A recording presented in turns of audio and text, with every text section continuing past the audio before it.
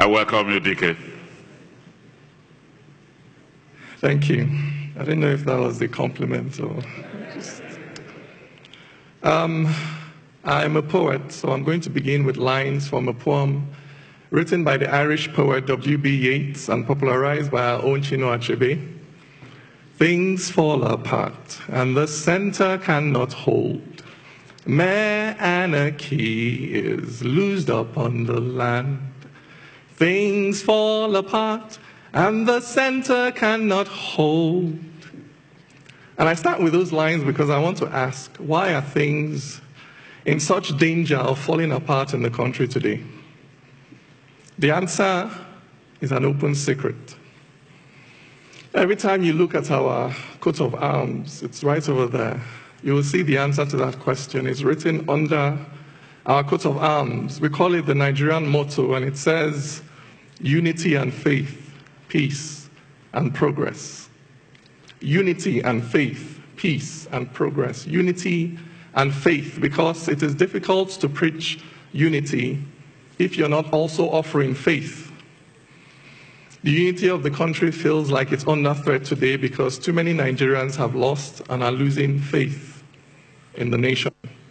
Why is this happening? The answer is sad, but relatively straightforward. Where you have a soldier that has paid the ultimate price defending the territorial sovereignty of the country, perhaps in the northeast, and afterwards the government struggles for one reason or the other to care for the widow and orphans is left behind, people lose faith. If you have a Nigerian that has graduated from university with a 2-1 or a first class, and it's pounding the streets of Lagos and Abuja but cannot find a job because of federal character, quota system, tribalism, nepotism, people lose faith. If you have a mother that takes her child to the hospital and must watch that child die because that government hospital is on strike, or if it's not on strike, it has no drugs, or if it has drugs, she has to pay the full market price for treatment up front before they would consider this child, and she must then watch that child die in the corridor. People lose faith. And when people lose faith in the state, they take solace in the tribe, because the tribe is the natural enemy of the state. When people lose faith in the state, they take refuge in the tribe. And as more and more people take refuge in the tribe, they begin to trouble the peace of the nation, unity and faith, peace and progress. So how do you defend the peace of a nation that is being troubled in these ways? Not by bullets or bombs, but by bringing progress to the people. For it is that progress that restores the faith of the people in the state. For when the Nigerian passport, when the green, white, green becomes a valid ticket to a better life, people will rush to embrace the Nigerian identity. So I am a poet. I'm constrained as an individual. I can only preach one Nigeria with my mouth. But the Nigerian state cannot be seen preaching one Nigeria only with its mouth. No. It must preach one Nigeria with its architects and its builders, with its teachers and its extension workers. It must preach one Nigeria by building roads and bridges and hospitals and railroads. It must preach one Nigeria by bringing a progress that is inclusive to all, to Nigerians. Unity and faith, peace and progress. So that now, in this time of heightened ethno-religious tensions, the need for good governance and economic inclusion has never been higher. Because in the last 20 to 25 years, driven basically by worsening socioeconomic conditions, we have seen violent fronts open up all over the country. We have seen a militancy take root in the South-South, an insurgency take root in the Northeast. If this trend continues, how many more fronts may open in the next 20 to 25 years? At how many fronts can the Nigerian state fight simultaneously? Therefore, the issue of good governance and economic inclusion has become an existential one for our nation. If we are not able to turn the tide and begin to effectively deliver a better life to Nigerians across board, then it is only a question of time before the Nigerian state begins to buckle under the increasing weight of these multiplying socioeconomic contradictions. But there is hope.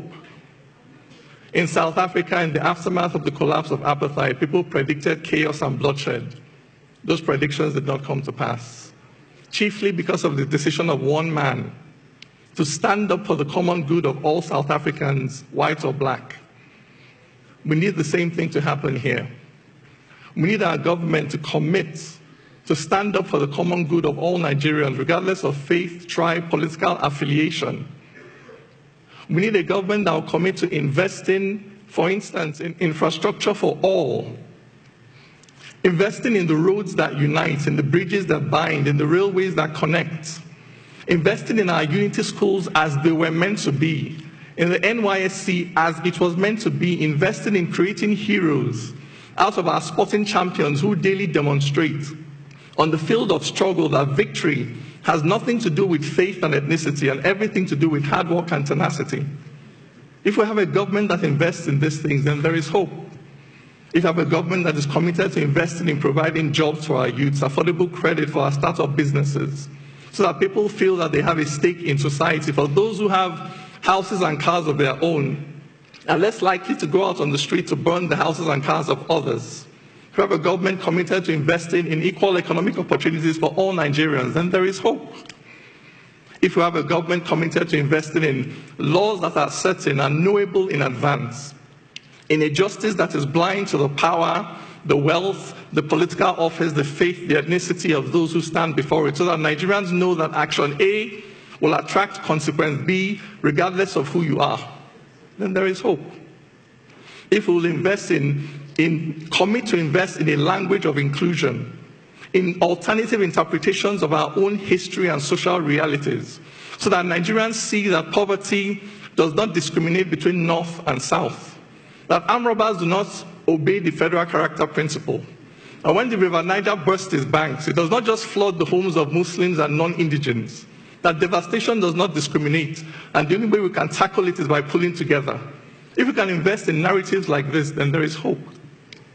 Because that center, in those lines, things fall apart and the center cannot hold. That center is the commitment of the government to the common good, to the common wealth of this nation.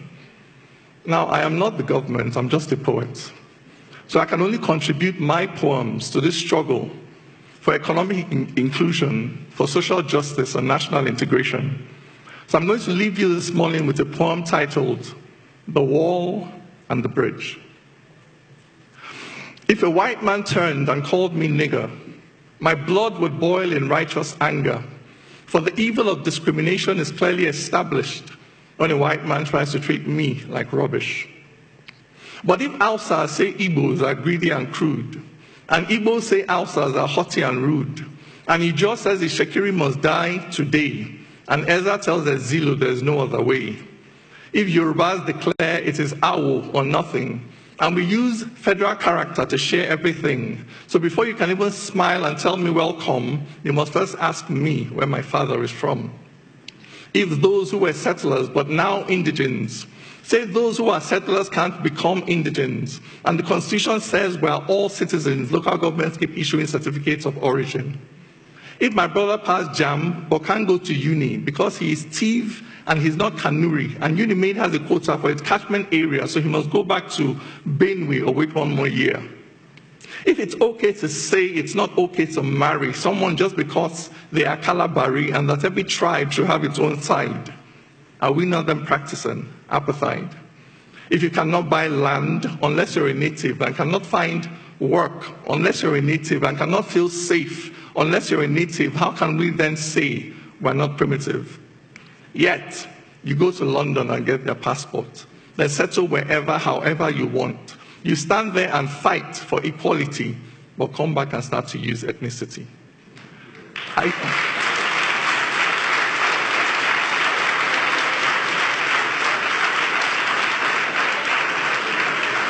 don't get the logic of thinking it's different, to be tribalistic and then to be racist. If you're happy to judge him just hearing his name, whatever you call it, my friend, is the same. Where there is no courage to cross this divide, where there is no faith to look deep inside, and stop judging accents and surnames and dressing, this fire we're quenching will only keep burning. Which nation can stand dividing its people? How can one build on foundation so brittle? If we cannot see ourselves in each other, this journey ends here, we're going no further. For when God made man, he gave him no facial marks. He did not make Bagi, Okun, or Angas. As sure as a black man is just like a white man, no culture is older than being human. This